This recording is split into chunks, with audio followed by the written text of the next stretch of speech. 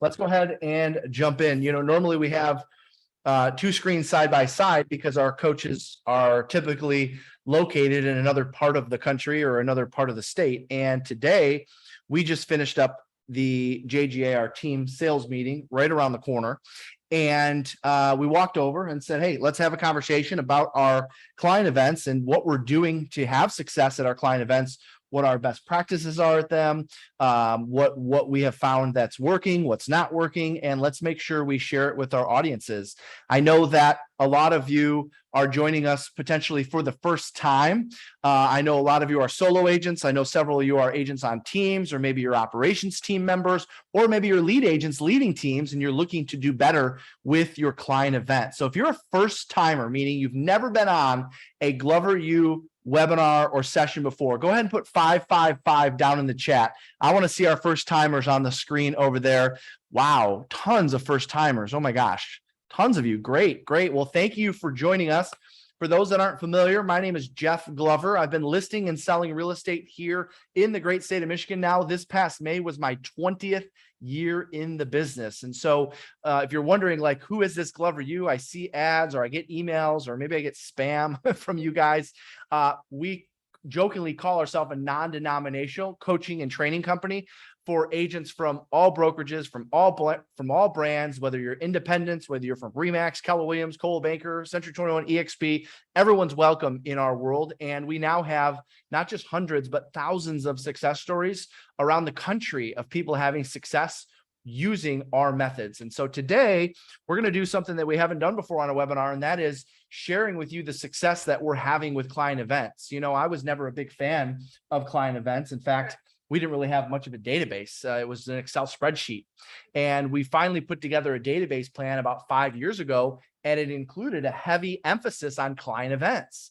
And so now we swear by them. I mean, when we look at our database business 5 years ago, watch this. We were doing 1,000 transactions a year 5 years ago. Less than 100 of those sales a year came from our database. Today, we sell the same 1,000 homes, but over 400 transactions a year come from our database. And we know client events are a big way that we get those transactions and stay in great contact and lead to future referrals and so forth. So we're going to be sharing with you all the ins and outs of everything we're doing to have success with client events today, this Tuesday, June the 21st. It's also Miss Kerrigan's birthday, which I'll get to her intro in just a bit. So we picked a great day for this particular session. So you should have a workbook printed. If you would do me a favor, get this printed out, because there's certain things in here that we will reference during today's webinar. So do us a favor, get this printed out, or at least at a minimum, have it up as a PDF on a side screen, or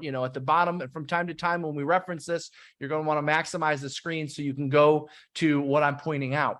There's a lot of free resources in here as well. So first things first, do me a favor. Now that you have your workbook in front of you, turn to the I believe it's the 4th page in your workbook. It says free resource checklist.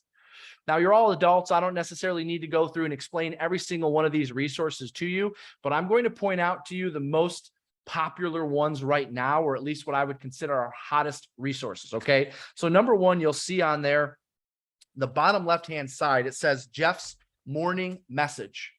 Every day, Monday through Friday, I send out a daily text message of something relating to what's going on in the industry. So something it's sales related, sometimes it's operations related, sometimes it's marketing related, sometimes it's industry related, sometimes it's just, hey, I went on an appointment last night, sellers were interviewing agents, here's what they said to me, here's how I handled it. Well, anyways, if you're a current subscriber to our daily text message, do me a favor, raise your hand down in the chat. Just give me a high five, or give me some hands up down in the chat if you currently receive our daily text message, or just put in there, yep, I received the daily text. I'm looking at the screen over here. High five, thumbs up. Yeah, those work too. Yeah, if you get the daily text message. Okay, good. A lot of you. Great. So for those of you that don't currently subscribe to it, first of all, it's absolutely free. Second of all, here's how you get it. So take out your cell phones. I just set mine over there. So take out your cell phones and open up your text messages, just as if you were texting a new friend. All right. So go to your text messages and hit new message. And the phone number is 55444. So the phone number is 55444. I know it's only 5 digits. Don't worry, it'll work. And in the body of the message, just type morning. MORNING. You're texting the word morning to 55444. And within 30 seconds or so, it's going to ask you your name, and voila, you're set up. And that's for our daily text message. Do you know that I'm not registered? I'm signing up right now. She's signing up for the first time. That's great. We always give our coaches a hard time about reading the daily messages, and she's not even on. Out every day. Okay. She reads them every day because she gets them out. So that's the daily text message. That's one of the hottest resources. We have thousands of agents around the country on that, and it's no spam. Don't worry. We'll use email for that. It's all real estate relevant, real information. That's the daily text.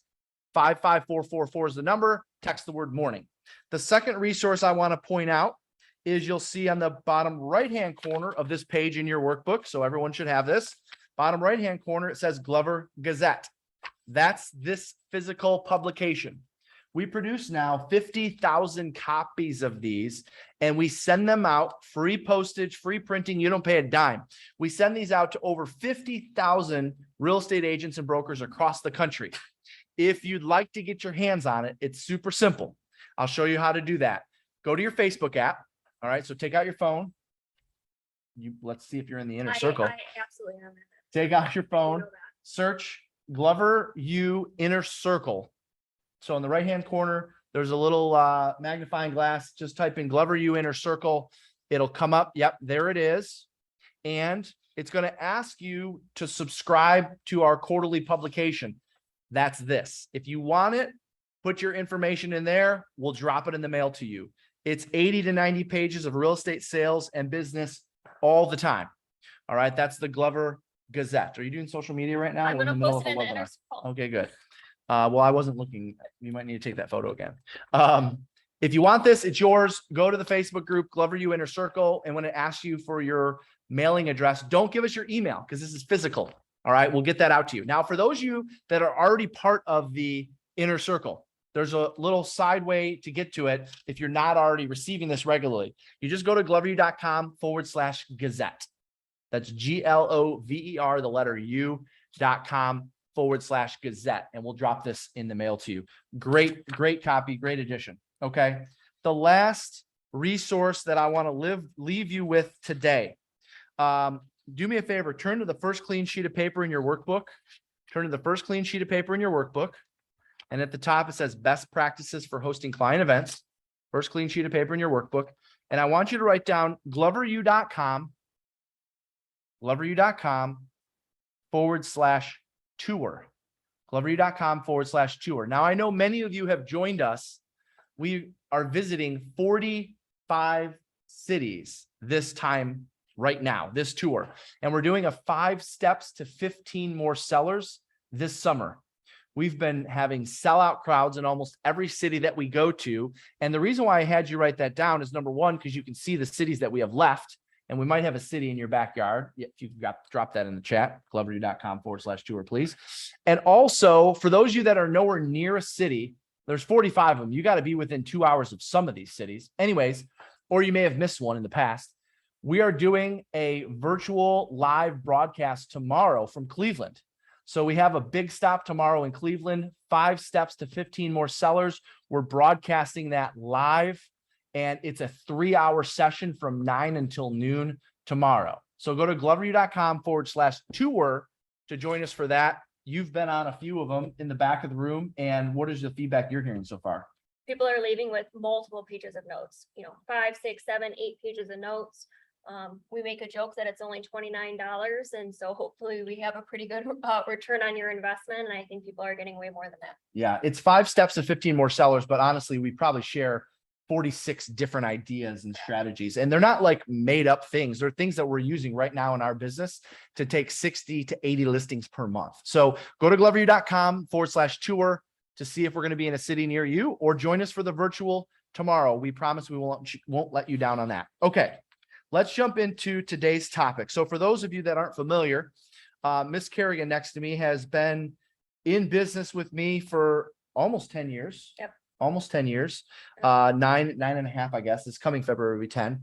And you've had pretty much every role in our company. And you've had from, marketing assistant to transaction coordinator to listing manager to executive assistant to director of operations of our team to now director of operations of Live Unreal, which includes our team and also brokerages and Glover U and several other businesses. And now you're also running a title company. And so you've got a lot of things under your belt that you've accomplished. But one of the things that you have your hand in at a very high level, and it's never dipped. In fact, it's probably even more today than it was in the past, is putting on our client events. And so you're not just the party planner because there's a strategy. I mean, it's fun to put on client events because you get to play party planner for a little bit, but there's a lot more to it. And I think that's probably the mistake that a lot of teams and agents make is they just, oh, this is cool. I can plan a party. I love it. Right. And there's a strategy behind it. So why don't we talk about that for a bit? Absolutely. So today we're going to cover, basically we have 7 key things that I think Jeff you may not even have directly taught me each of these things, but indirectly throughout the years, I've learned that there's 7 key things that we have to do at every single event. And so I spent some time documenting those. And then today, at the end of today's webinar, we're actually going to go through kind of some different options of different client events, one on a larger scale, and then obviously small and medium as well. So like Jeff mentioned, I've been working under the Jeff Glover and Associates name for the last 10 years. We've planned hundreds of client events. So we've learned the good ways of doing things, the bad ways of doing things, how to avoid hiccups when you're hosting client events. And so fortunately, you get to learn everything that we've done really well and everything that maybe we didn't do so well during today's webinar. So hopefully you get some value out of it. So we're going to actually first jump in with the 7 steps. So for the first one, I want you to write down the word timing. And so obviously feel free to chime in. At 7 steps of what? Of hosting a client event successfully. So I would actually say it's probably 7 key things that you want to make sure you do at every single client event or take into consideration for every single client event. So you took a look at everything we do at client events. Yes. And there's little things here and there, detail type stuff, but you took a look at everything we're doing and you said, okay, absolutely. If you're going to host a client event today, which by the way, in a market shift, there's no better way to get in front of your clients. And then once you have a client event, getting the message of what's going on in the market, making sure they understand the message of what's going on in the market, which we'll talk about that in a little bit. Yeah. But these are the 7 things absolutely must do's. If you're going to do a client event, you cannot do it without these. Correct. So today we're not talking about, okay, make sure that you have a sign at the front, make sure that you have your shirts on that have your team name. It's not stuff like that today. We're talking serious things that we've learned over the last 10 years of, okay, we can't make this mistake again, or we need to make sure that we do this next time. So that's what these 7 things are. Absolute must-dos, must take into consideration when you're planning a client event if you want to generate referrals for life. If you just want to have a cool party and you want to hang out with some of your past clients and your friends, okay, awesome. Host that event the way that you want to. If you want to generate potential referrals for the rest of your life from these clients, these are the 7 things that you need to take into consideration. Awesome. Let's hear them. Okay. So number 1, timing. One of the most important things, and I think that sometimes agents consider this and don't consider this, is are you planning your events right before your best peak season or peak market time? Meaning, for example, one of the events that we host at Jeff Glover and Associates, and we host it religiously every single year, is Detroit Tigers opening day.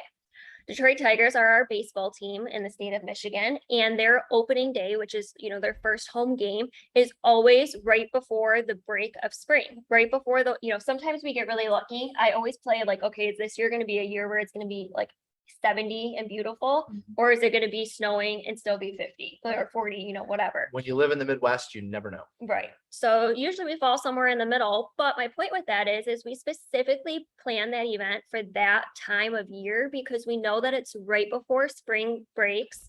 And we also know that that's when people start thinking about their home on the market, putting their home on the market or buying a new property, right?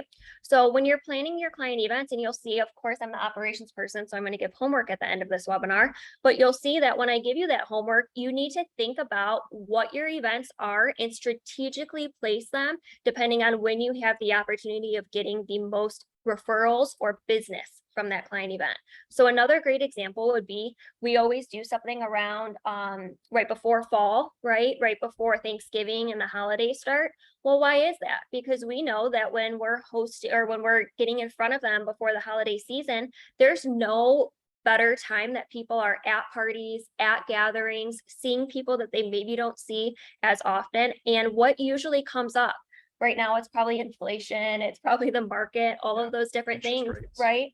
And so we want to make sure that if they get on the topic of real estate, that Jeff's name is coming to mind. And so that's specifically why we host that event or those events at those times of year that we do. Ideally 30 days before the time that they're going to spend, right? Because in the spring season, you guys know just as well as I do, when someone's getting ready to list their home for sale, it's not, they don't decide on a Monday, call a realtor on Wednesday and list by Friday. Right. It's, they decide on a Monday.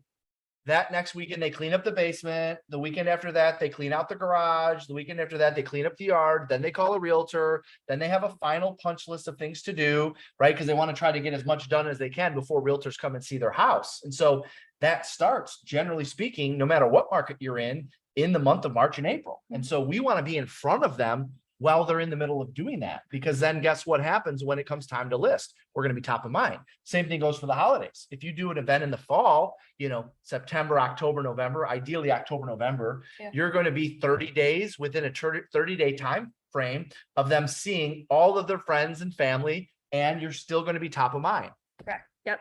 So number one, it's timing. Pay attention to when you're hosting your events and make sure that you're putting it at the right time. Obviously, right now we are in our summer market, and so things are still selling. And you could do one in summer, but honestly, like you mentioned, the best benefit is trying to push it actually closer to fall before the holiday season. Yep, spring and fall, spread them out. Perfect. So number two, write down the word invites. And so where we talk about with invites, and people always, I feel like they're a little like mind blown when they talk about how we handle our invites for events. But honestly, there's a lot of thought that we put in this throughout the years. So anytime we host a client event, so our Detroit Tigers opening day is a great example. When we send out our invitations for that party, we are actually sending all of our clients 4 tickets. 2 of the tickets are for, let's just say a husband and a wife. And then in the invitation, we're actually encouraging them to also bring another couple with them. And the number one question that I get all the time in our operations mastery course is, okay, why do you do that? Why now you have 50% of the room of people that you don't know? Correct. But they know someone else there that I do know. And so when we think about hosting a client event, and again, if you host events the way that we do, it's an experience. It's something that people are like jaw dropped at how awesome it is that we put, the event together. Now we have all of these people in this room that already have somewhat of a connection to us. And now I just push them deeper down my quote unquote sales funnel, I guess, so to say, of someone who could potentially be buying or selling in the future. And now they're just one step closer to considering me because they went to this event. So what we do is every event that we're having, one of the, whether it's opening day or whether it's our fall event, we'll send out 4 tickets. And specifically in the letter that we send out to them, we'll tell them, we want you to bring another couple or a friend with you. The number one question I get following up from that afterwards is, how do you collect all of their information, right? So the benefit there is twofold, right? They actually come to the event and we get to spend time with them and we get to know them at a deeper level. But on top of that, now if I just hosted an event and I had every couple of mine bring someone else, I just essentially doubled my database of everyone who attended that event. So what we do is we encourage them to go to a site like Eventbrite and put in their contact information, name, phone number, email, address. And now guess what? They're now in my database for future years and getting invites, getting our marketing letters that we send out every single month, getting our mailing that we send out 4 times a year. We are essentially, I guess a good word is like adopting them as a client of ours, but they actually never bought or sold a house with us. They just knew someone who did. And I think about like our Detroit Tigers opening day event, for anyone that's familiar with any kind of major city, in general, in most cases, including Detroit, a lot of people live in the suburbs.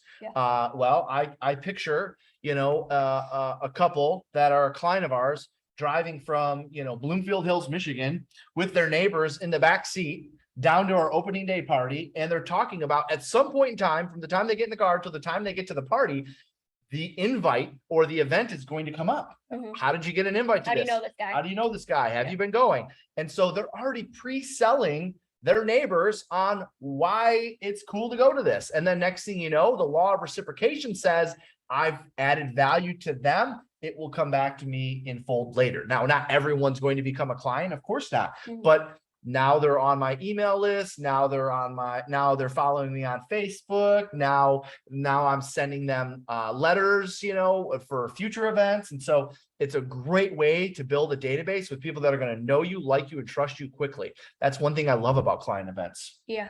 And someone asked a question. Again, you just collect it via Eventbrite. You ask them for their contact information. When you send out your invite to the event, you're very clearly spelling it out that those tickets are to be used for another couple, another set of friends, whatever that is, and encouraging them to bring someone along. And Jeff's right. In most cases, the other couple they bring maybe has a relationship with a realtor, or maybe just like bought it through the listing agent. If they don't have a relationship already with someone, or the relationship's not that strong, guess who just slid his way in there and now built better rapport with them, that they're going to remember that. And like you said, law of reciprocation, hopefully it comes back to us. And if it's a family event, by the way, then you invite another family, right? If you're doing photos with Santa, for your clients, you're going to do photos with Santa for your clients, and they can allow to bring one other family, right? If you're doing a zoo day, something at your local zoo, they can invite up to another family up to 5 tickets. So if it's a couples kind of thing or an adult thing that includes alcohol, like a happy hour, or for us, Tigers opening day, maybe you're just going to give them 2. But if it's a family thing, then allow them to invite another family. Mm-hmm. So next thing I want you to write down the word everyone. And so what everyone stands for is, I think that, okay, and I can see people asking in the chat, one of the opening day event that we host is tailored towards adults, right? The zoo event that we host is obviously tailored towards children. Regardless of the style, I guess, so to say, of the event, we are inviting everyone to it. And the reason for that is twofold, right? Number one, we know that some people may go to one and not go to the other, depending on what appeals to them, I guess, so to say. But number two, it's a reason to talk to them. Yeah. I will never understand why agents will have a list of, let's just say 1,000, clients and friends, but only invite maybe 100 people. And I think part of it is a little fear of, oh my gosh, I can't host a 1,000-person event. Trust me, we host these all the time. We never have our full database in attendance. Well, we probably would love to. Yeah. And we also know that that's never going to happen. Yet I am going to use this opportunity to have a conversation and personally invite every single person, because at the end of the day, it's me having an opportunity to talk to them. And 2, I'm once again providing something of value. So if you're the agent that hosts, let's just say 2, 3, 4 client events a year, and you're calling them every quarter or every 6 months and saying, hey, just Taylor checking in again, wanted to make sure you knew about our upcoming event that we're hosting. Even if you know that they're not going to attend, still personally invite them and make sure that they know that they're important to you. It's a reason to get in touch, and really you need to kind of use it as that reason and take advantage of it. You get bonus points, right? You get bonus points just for the invite. Correct. And so the part 2 of that with everyone is, how many times do we invite people to client events? So when we host an event, my best rule of thumb is, let's just say that we know the event is on April 1st, for example. We will work backwards over a 6-week period and have some sort of touch point to all of our clients in our database every single week. So some examples of that could be, maybe 1 week we're sending out a letter, right? A postcard that invites them to the event along with their tickets, for example. Maybe another week is a slide broadcast. We'll have Jeff record a voicemail that just drops in everyone's voicemail. Again, it's another touch point. Maybe a week after that, it's sending a text message inviting every single person. Maybe a week after that, it's now a personal phone call from Jeff or one of our agents, inviting them to have a conversation with them. Maybe another week, it's an email blast, right? Maybe another week, it's a Facebook invite. So you can, when you're hosting a client event, I think the mistake that a lot of agents make is twofold. Number one, they don't think far enough ahead of when they should host that event. And now as a result, number 2, they don't have enough methods of inviting them leading up to it. And, they'll send out one email, right? Or they'll send out one letter and they'll hope that they get it. Well, we're touching them 6 times over a period of 6 weeks. And now what's happening? They can't not think of Jeff, right? Because we're touching them so many times leading up to that event. During a period of time where we want to be in front of them. Correct. Yeah. So number 3, obviously write down the word everyone. We want to make sure that we invite everyone, and we want to make sure that we're reaching out to them multiple ways, multiple times, far enough in advance. And don't think that 6 weeks is too far out to start building the anticipation of the event. We want to make sure that they know about it. We want to make sure that we're building up the excitement for it. And honestly, like, especially with our opening day event, I think we create a little bit of like FOMO. Like, they actually have a fear of missing out. And they're not going to get the message. And a lot of times we'll have people call us and say, hey, I just want to make sure I'm still invited again this year, right? And it's just, they beat us before. It was before that 6-week period. Now, is there any reason why you wouldn't start the invite process earlier than 6 weeks, like 8 weeks out or 12 weeks out? I mean, historically, people don't plan too far in advance. I'll say the opening day one, maybe they do, because here in Detroit, opening day is like city holiday, in my opinion. But like for our zoo event that we do, I don't think anyone's planning to go to the zoo really 8 weeks in advance. Again, I could see a pro of that is it's another 2 weeks of us, being in front of them. And we also want to make sure that it's not overkill. So I think you need to dance that fine line. Right. And most of your registrations, and here's why we know 6 weeks is effective, because most people who will accept your invite are going to do it in the last 3 weeks leading up to your event. So if you think about it, if most of them aren't going to say, yes, I'm coming until 2 or 3 weeks prior, then you're doing a lot of unnecessary prior to that if you were to say promoting it for 8 weeks or 12 weeks or 16 weeks. You can honestly, if you want to do something, you can treat it kind of like a wedding, right? What's a wedding do? They send out a save the date, right? So we may send out a save the date, but actually start the invite process at that 6-week period. But what I want you to hear is be very strategic in planning your date, working backwards, and how many times are you touching them before the actual event begins. And also, I think one of the best things that you've taught me throughout the years is to not be afraid if the majority of your invitations or your RSVPs come in within the last couple days. I think the high C in me starts to freak out when we're like 2 weeks out and our numbers aren't there yet. And I, fortunately, after 10 years, have just learned to trust the process. And usually within the last like 5 or 6 days, magically we go from this number to this number, and it always ends up working out. So obviously take that into consideration. Don't freak out when you're 5 days away from your event. You've paid for, let's say, 100 people and you only have 40 RSVPs. Correct. Now, also having said that, because it's a free event, are you going to talk about, I don't want to. No, go ahead. You can. You're going to have a no-show rate. You have to plan on a no-show rate. So to give you an idea, and this might sound a little scary, for our biggest event, which is our opening day client event, we tell the name of the theater is called the Gem Theater. We tell the Gem Theater we're going to have 750 people. We tell them we're going to have 750 people. Well, we keep the registrations open to 1,000, because at a minimum, and by the way, some years we've had a 30 to 40% no-show. At a minimum, you're going to have a 25% no-show for most events, because it's free and people just want to secure the seat in case they're available that day, in case they have nothing else going on, or obviously people have things that come up. So it gets a little scary when the registration hits 1,000 and the venue has room for 750. We've paid for food for 750. What happens if all 1,000 show up?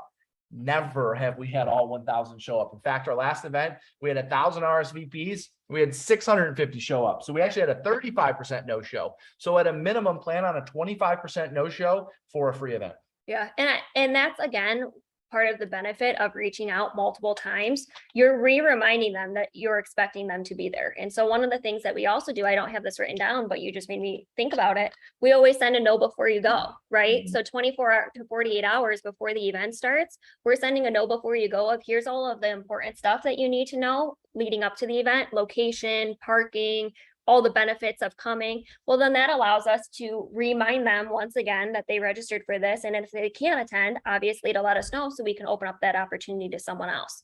So I guess to sum up that point before we move on to the next one, make sure that you're reaching out far enough in advance, multiple times in advance, and don't be afraid of over inviting because of that no-show rate. That's right. Okay. So the next one that I want you to write down for number 4 is the word giveaways. And so one of the, again, great things that I learned throughout the years from Jeff at a event is finding an excuse to get in front of them every 30 to 45 minutes. And so let's just, again, I'm going to just pick on our opening day event. The opening day event lasts from 10 a.m. until about 1 p.m., right? So on average, every 30 to 45 minutes, he's getting up on stage in front of all of our clients. Why is that? Not because he loves being on stage, because we know that in most cases, people are walking around in different parts of the venue. Some people are leaving, some people are coming, right? They're not there consistently, maybe for the entire 10 to 1.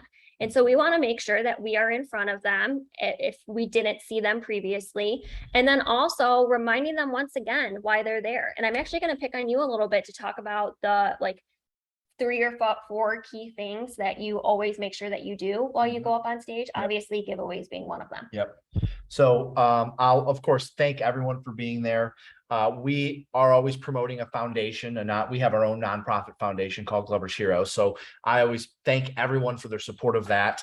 And then I will go into what we've accomplished so far this year, how the market's doing, what we're doing as a team, what's happening with interest rates, what's happening with mortgage rates. And, you know, they're there to have a good time. So I'm not giving them a whole, okay, over in Oakland County, here's what's happening in Wayne County. It's just a general what's taking place. And here's a couple of my quick recommendations. And let's go back to having some fun. By the way, we're due for our next giveaway. So get your tickets out or get your wristbands out, because we're going to be doing a drawing. So I'm always thanking them for being there. I'm always recognizing and thanking them for their support of our foundation. I'm touching a little bit on how we're doing as a team, as a company, the success that we're having. I'm touching on the market, what's going on in the market. I mean, literally, this is like a 5-minute. Yeah. All of these are accomplished in like 5 to 7 minutes.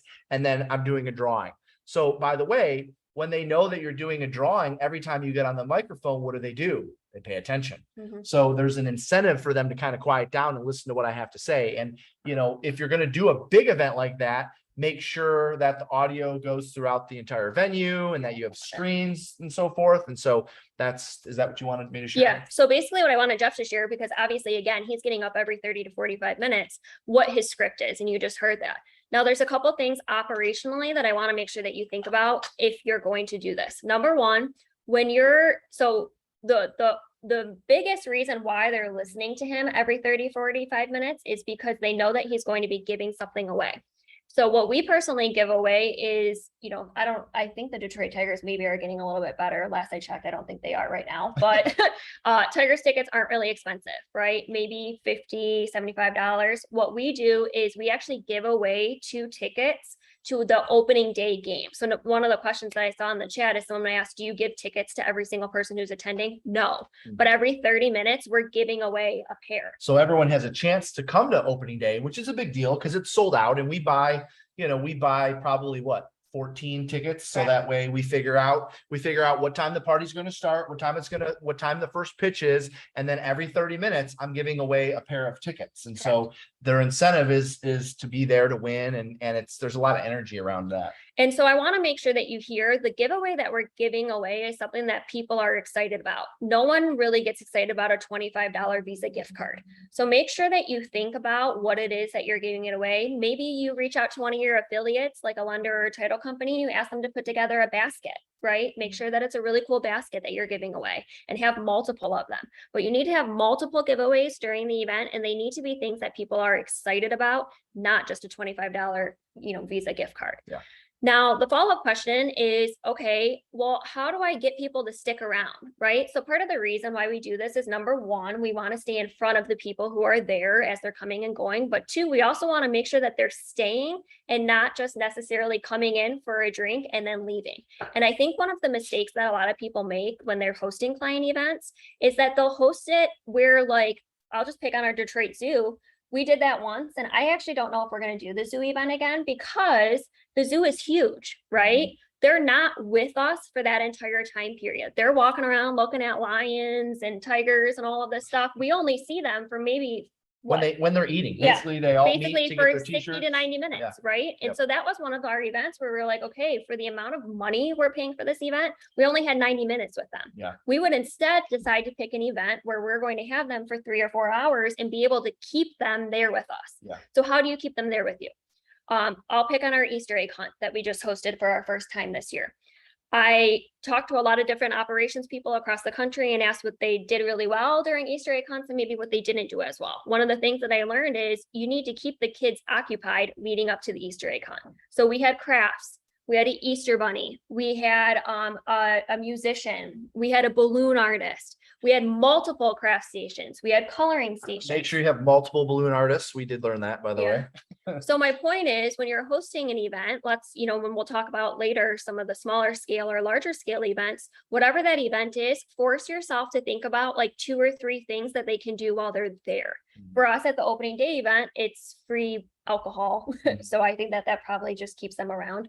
But, we obviously have food and there's, raffles and stuff that we do. But for the most part, it keeps everyone there during that Well, time and there's period. a DJ and there's entertainment. I mean, Correct. even at anytime you do anything outside, you absolutely need to order a microphone and a speaker and perhaps even a small stage, depending on how many people you're going to have there.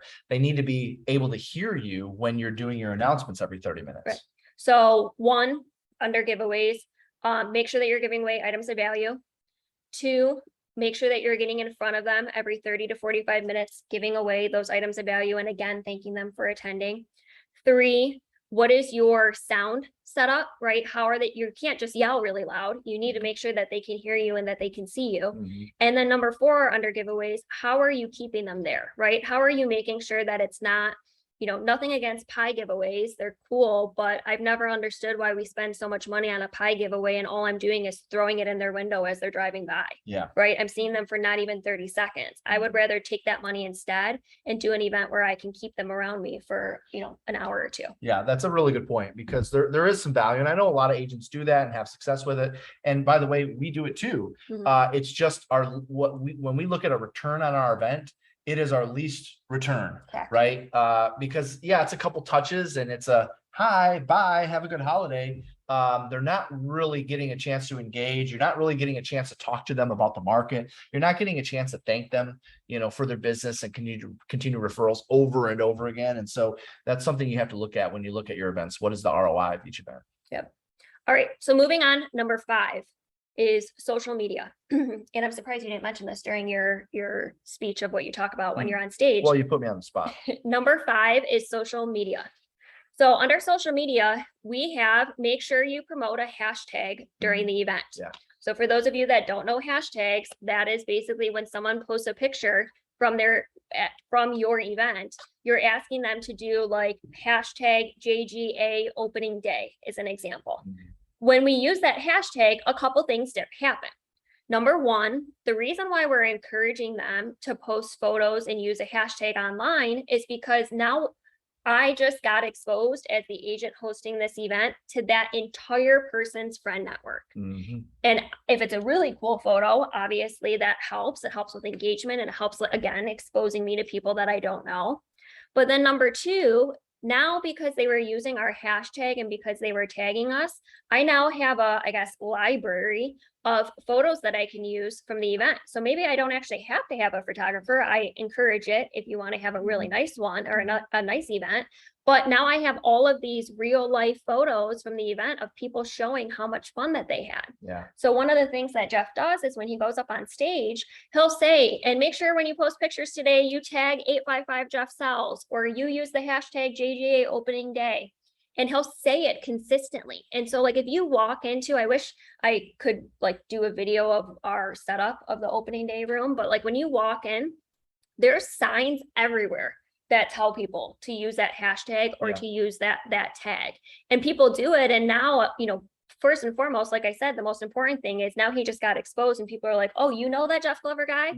Oh, awesome. How'd you get invited to his party? Yeah, that looks awesome. How do you go? Right. Can I come with you next year? Right. And then secondly, it's now giving us an opportunity to have pictures that we're using for the event that are social proof of all of our clients and friends and family that are there. Anything you want to add to that? No, just, obviously, you would take it a step further and then share it and so forth. I know you're going to cover that one of your points. Yeah. Resharing it over and over. So like if you are friends or follow Jeff on Facebook, notice that when we do that tour that he's talking about, the 5 steps tour, we encourage people to check in and hashtag 5 steps tour or tag Realtor Jeff Glover. Well, if you then go and follow him on Facebook and you ever look at his story and you press all of it, go through all of his different stories, he's resharing every single one. Well, what is that doing? It's exposing him to his friend network of look at all of these people that I just had at this event. You really missed out by not joining us. Yeah. So you're also creating FOMO for the people who didn't get to go, that, oh my gosh, I can't miss that next year. Bingo. Okay. So that one's a pretty easy one. Obviously, social media, get them talking about you on social media. It means a lot more when you have someone else talking about you versus you posting yourself personally, and don't underestimate that value. Okay. Number 6, we wrote down the word experience. Number 6 is experience. And before I get to that really quick, Sean asked the question, can you give an example of a hashtag you use? Make sure your real estate name is in it. So for example, ours is JGA opening day. Well, we want to make sure that JGA, Jeff Glover Associates, is included in that hashtag. So make sure that you have that in there. JGA Zoo Day, Yeah, it's always got a JGA name. Cider Mill, JGA Movie Day, Yeah. whatever. Okay. So I'm sorry, back to number 6, experience. Do everything you can to make it an experience for your clients. Drop in the chat if you've ever been, drop a 555 in the chat if you've ever been to one of our Live Unreal retreat parties or Live Unreal Summit. You were at the 80s party down in Orlando, you know what I am talking about. We spend a lot of time doing everything we can A lot of you guys. Wow, a lot of people come to our events. Thank you. If you were at our Orlando 80s party, you know exactly what I'm talking about. We transformed that place, a blast from, I actually wasn't even born in the 80s, and somehow I was able to plan an 80s party. But a lot it was of research, a lot of research. Yeah, it was awesome. And so the point that I'm making with that, if you've been to one of those events, you know that it's an experience you can feel, right? It is definitely something where you're like, man, they spent a lot of time doing this. Yeah. You don't go to a cider mill and just throw up one sign, right? It looks like you didn't put a lot of effort into that. You need to think about the entire experience from start to finish and make an event where they're like, man, I'm not going to miss that next year, right? There's a reason why people for that opening day event are insane about making sure that they're invited again. So what are you doing to make it an experience? Some examples that we have, are you feeding them? Right? What are your food options, especially if they're there for a longer time period? I would say anything over 90 minutes, you need to have some sort of food option. We obviously will do for that event, we do a open bar for a short time period or do drink tickets, right? We obviously want to make sure that there's something that keeps them around. Having a bar, good, bad, right or wrong, keeps people around, gets them talking. Next, we do gifts at entry. Like when you check in at one of your events, you get a Jeff Glover and Associates t-shirt. What's that benefit? Number one, when they're walking around the zoo and everyone has on a Jeff Glover and Associates t-shirt, for the people that aren't there with our party, they're like, man, what are all these people doing? Yeah. Or it's cool. We've seen it before. We're like, we've been at a Tigers game later and someone is wearing our Detroit Tigers t-shirt that has your name on it. And we're like, oh man, that must be a past client, or oh man, that must have been someone who was at our party. So you want to make sure that you're giving them something that they can use that is a long-term. Koozies are cool, but they're not obviously going to have much of a utility as a t-shirt would, for example. So bar, food, gifts at entry, the giveaways was an example. And then how do you set up the room, right? Is it something that's comfortable? Are you trying to jam way too many people into a small space? Do you have enough seating? If you're going to have them there for a couple hours, you better make sure that they have a place that they can sit down, that they're not standing the entire time. What are they doing while they're there? We already talked about having games, having crafts, having entertainment that keeps them entertained while they're there. Think about all of these things when you're hosting an event and make sure that you're checking those boxes. If you want it to be an event that they attend next year, you want it to be something where they're like, wow, they put a lot of thought into that, and not something that you just threw together. Okay. And then last but not least, number 7, how do you extend the life of an event? This is big. This is big for ROI. You're going to put the time, the energy, the money into putting on an event. You want to maximize what you're doing. Otherwise, it's like one and done. Hey, that was fun and we got to see everybody, but now what? So extend the life. This is an important one. So all of these are important for generating referrals from hosting client events, right? If you're doing 1 through 6 thus far, absolutely, you should be getting a referral from one of your clients who are attending on an event if they're not buying or selling themselves. Absolutely, though, number 7 is the biggest one to focus on as far as getting referrals from client events. And again, that is extend the life. So the number one question, the day after we close off an event, Jeff and I sit down every single event and we say, okay, what are we doing to extend the life this time? And so some examples of that are, we already talked about getting as many pictures as possible, right? What are we doing to get photos? Do you have a videographer who's at the event, who's videoing the event that you can do a recap video later? Are you taking those pictures and are you sharing them on social media? Are you posting them on your own page? One of the things that we do that we have a lot of success with is in kind of creating FOMO, I guess, so to say, is we'll take all of the pictures from the event and then we'll send a recap email later. And we'll say, hey, at our last week's opening day event, we raised, let's just say $20,000 for Glover's Heroes, which is a nonprofit that we're a part of. Here's all of the pictures from the event. If we didn't get to see you, we hope to see you next year. And we'll post all these pictures of all these people having a fun time. We're sending that out to our entire database. We're calling everyone who attended. Hey, just wanted to personally thank you. It was great seeing you last week at the opening day event. Again, if there's anything I could do for you or anyone, I'll help you keep us in mind. I'll make sure you get an invite again next year, right? We're calling every person. Same thing for the people who didn't attend. We're calling them and saying, hey, we really missed you at opening day. Hope everything's okay. Hope you're doing well. Hope to see you soon, right? So that's how we have one event, but now we're touching them again, right? Whether we're thanking them for attending or saying, hey, sorry we missed you. And then we're sharing all of those photos again to create that FOMO of, oh my gosh, I can't miss that next time. Another example of a way of extending the life is if you host like a photo event, and we're going to get into some types of events really quick in a second. If you host like a photo shoot, like a fall photos or something like that, one of the best things that I tell my coaching clients is save those photos from your fall event. And when Mother's Day or Father's Day comes around, send it to your client and like a mother, like love my mom or love dad frame and send it to them.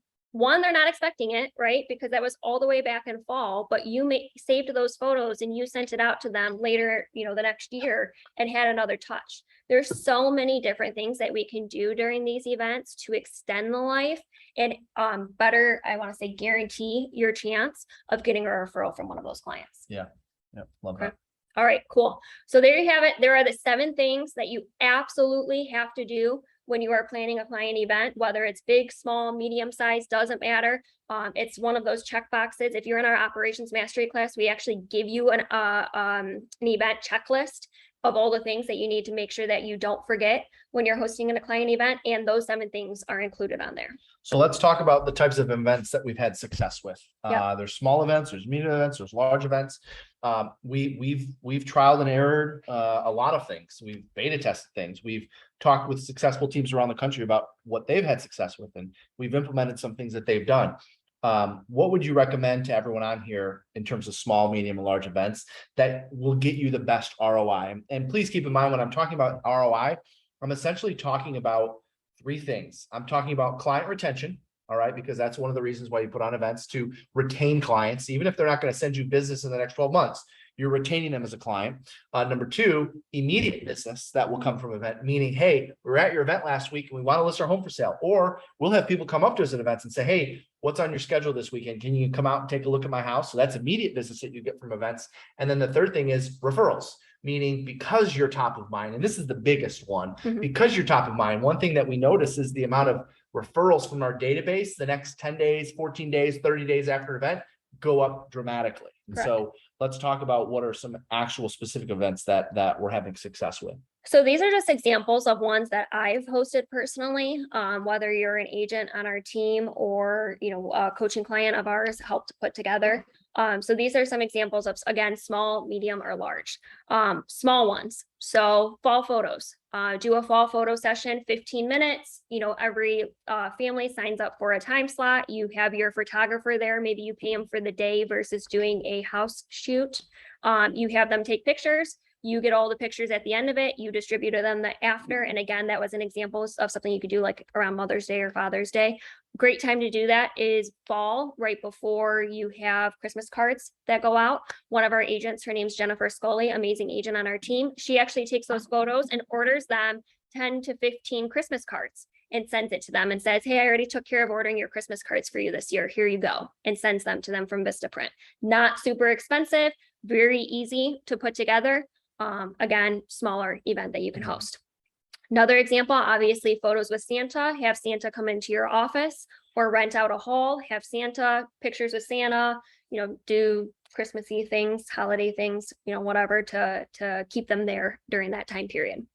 One of our agents, Jolyn, has done a cooking class. So this was during COVID. She did a Zoom cooking class, which was really cool. You send your clients all of the ingredients in advance in a nice box, drop it off at their house or mail it to them. They've got, the majority of the ingredients that they need for cooking that meal. You've got a chef on Zoom and you guys all do it together. Another great way of obviously staying in front of them that's a little bit more low cost. I personally haven't hosted this event, but I have a lot of coaching clients who have paper shredding event. Don't know what makes that one so exciting. I just throw my paper in the trash, but people go wild over it. I don't know, but I guess you have a shredder or something and people bring their paper and it's a wild time. So go ahead and try that one. An ice cream social is another one, obviously popular with kids.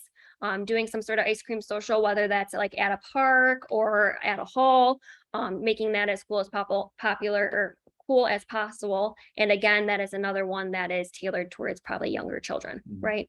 Another one of my coaching clients, Sue Warren, out of the Cleveland area, she's amazing. She just hosted a blood drive. So did it a little bit different, right? Now, what's cool about her event is it was a client event where they were giving back. So she partnered with the Red Cross and hosted a blood drive at a local church in her neighborhood. So not only did she make it a client event, she also made it like an event for her farm because she hosted it locally in her area where she lives and works, and had a bunch of people there. She gave out lunch, she made it a big thing. And obviously one of the benefits with that is now not only was she able to get in front of them and kind of make it a client event, but it was her clients giving back. And so now she's doing it pretty much every 6 to 12 months, hosting one of these blood drives and using it as an opportunity to reach out. And, I know that people obviously appreciate that she's helping, with that as well. Okay, some medium examples, maybe a cider mill event. That's probably what we're going to replace our zoo event with this year. And we'll host it at like a Blake cider mill or a cider mill where there's different things that kids can do. One that's tailored towards adults, happy hour, doing a happy hour at a local bar. Barbecue, one of our agents, Kelly McHenry, just did one of those, hosted a barbecue at a local park. Movie theater, Dave and Jolyn did one of those. That was awesome. Again, that one could tailor a little bit more towards children. Pie event. Again, I guess I'm kind of jury's out for me on the pie event. I see a value in it, but again, we're only in front of them for maybe 60 to 90 seconds. So it kind of goes against. For the cost, you don't get the maximum. Right. You don't get to spend as much time with them or make an experience. But again, it's a nice touch, right? If you're not doing something around the holidays, if you're not sending out Christmas holiday cards, or you're not reaching out to them, another way of doing that and staying in front is obviously doing that pie event. A great example of another medium event that we just hosted for our first time this year. And honestly, I think it was probably one of our lower cost events with the highest return of amount of people. We hosted an Easter egg hunt right in our downtown park. We got the city to endorse it. We ended up with, again, 1,000 people registered for this Easter egg hunt. Keep in mind, this was my first time ever doing it, so I was so nervous. We ended up with 600 people in attendance for an Easter egg hunt, and it was amazing. Tons of people that we've never had on our database before. We actually turned that into a community event more than a client event. And so we just literally for maybe a couple $1,000 filled our database with another 600 people that we didn't have their names, numbers, phone numbers, addresses, things like that before. Okay. And then last but not least, large events. So you already heard our opening day. That's an example of one that we do. I know a lot of people sometimes will do where they actually do take all of their clients to a baseball game and you buy baseball tickets, right? So I think probably those people are sitting in uppers, but you bring all of your clients, everyone wears a shirt. It gives you the opportunity to be with them during that time period. That's another way of doing it too. And maybe that's something that if you don't want to expose it to your entire database, maybe you do that for your most important clients. You should always have a very important client group to where you have your top clients. Maybe that's something that you do for them to make sure that you show them your appreciation. One of our agents does a food truck rally. We'll have multiple food trucks there. Has drink tickets, does it at a centrally located area, has a neighborhood clubhouse or neighborhood pool. Yeah, has 2 or 3 food trucks. Again, great way to keep them around for a little while. And then last but not least, we obviously, one of the examples that we listed for large is a zoo event. So that's something that you can do. But again, like I mentioned, caution you on that one just a little bit, because again, the zoo is huge and sometimes it's hard to keep them around you as it is during some of those other events.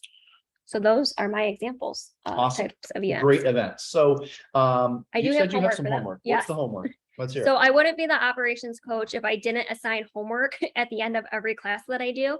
So the best way to take these things that you learned during today's webinar, if you were a coaching client of mine, I would tell you to go and get a calendar for between now and the end of the year and figure out between, before December 31st, what are you doing between now and then to implement what you just learned in your business? What client event are you hosting? What is the date you are hosting it?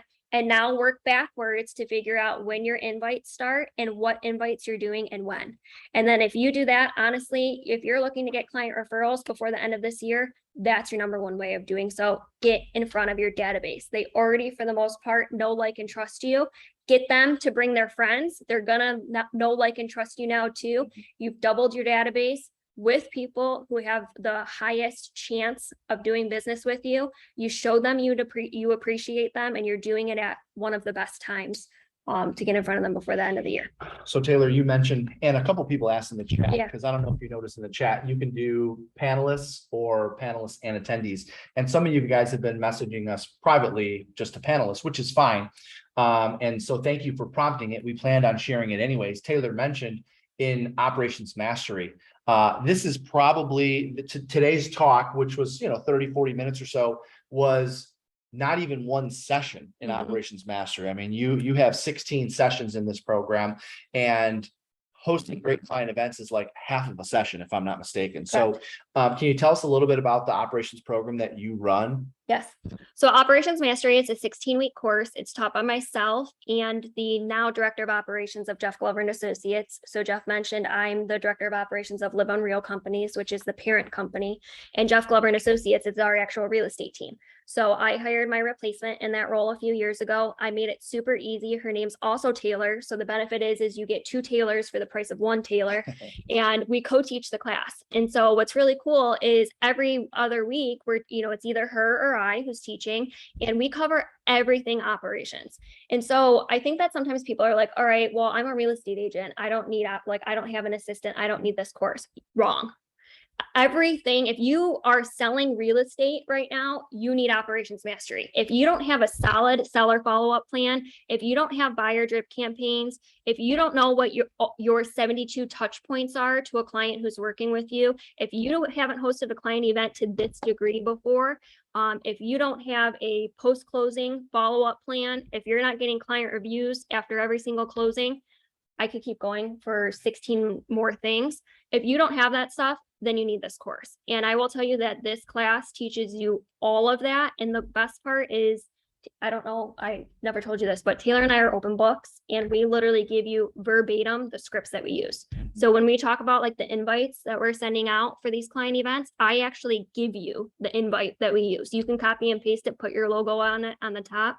And you don't have to recreate the wheel. One thing that I think is really cool about the program that I've noticed, because for anyone that has followed me for any period of time, I'm very big on, okay, how can we generate leads with that? Yeah. Right? All right, client events. Yeah, but how are we going to generate leads? We want to implement this new customer service experience. Yeah, but how's that going to generate leads? And really, like, to sum up the whole program, what I've recognized with what they're teaching in the program is how to turn your customer experience into a lead generation tool. So she's showing you on the screen now on page 16 in your workbook. You can see that there. This is the Operations Mastery course. If you want more information on it, you can text operations, just the word operations, plural, to that same phone number that you texted for the morning message, the 55444. And that'll bring up all the information if you by chance didn't get a chance to print off your workbook.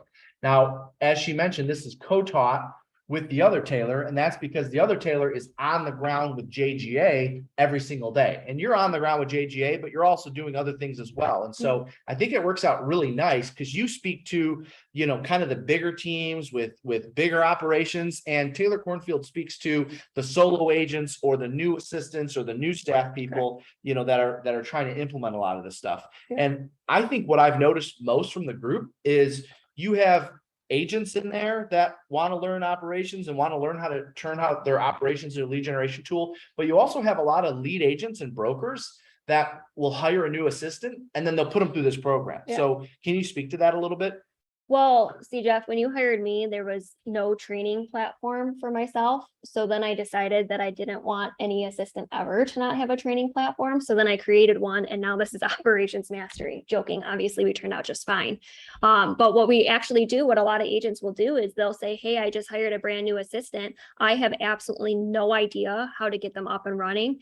Can I just have you do it? And the answer is yes. This is that solution, right? Putting them through Operations Mastery. So you'll see when you join the class, 50% of the class are administrative assistants, directors of operations, running companies. And by the way, they're smaller organizations and also huge organizations that they're managing. It doesn't matter where your business is. This class still applies to you, because I promise you, not everyone is doing all of the things that we teach in this class. So 50% of the room will be, admin people, I guess, so to say.